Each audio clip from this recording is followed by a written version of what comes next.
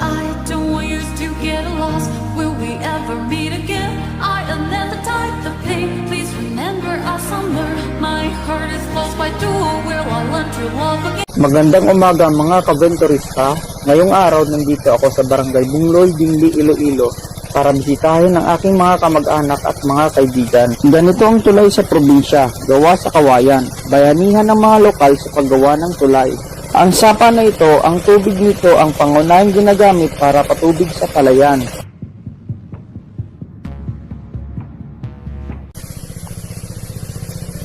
Basta! Oh, nandiyan. Kamusta? Mula to.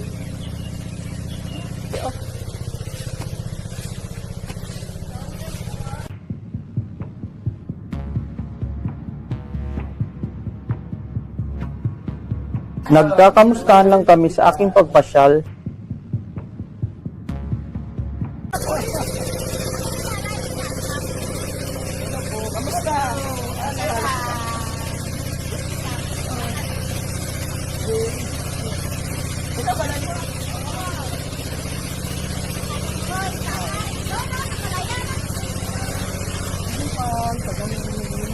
Oo, hanap lang tayo susi. Oo nga eh, ayan.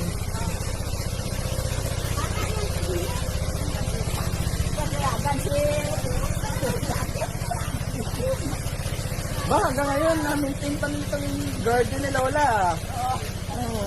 Yung mga paborito niya, yung halaman eh. Ganda. So, kumusta? Bisita lang. Bisita lang. Bisita lang. Ano, mga kamag-anak niya. Tatambay-tambay. Kuha na natin yung balay. Ito ka ng balay. Akin? Ito ang balay. Ang dami ang balay. Akin lahat yan. Ang dami ang balay. Compound.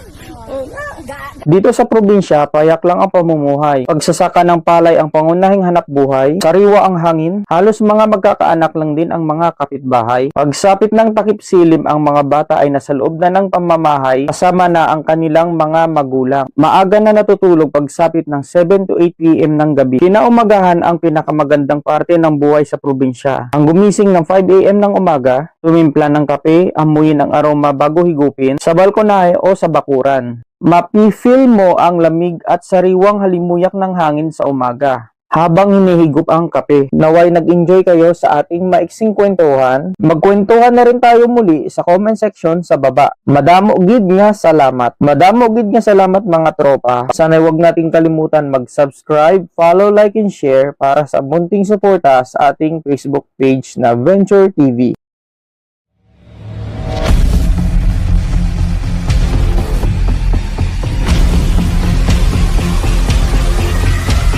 Thanks for watching.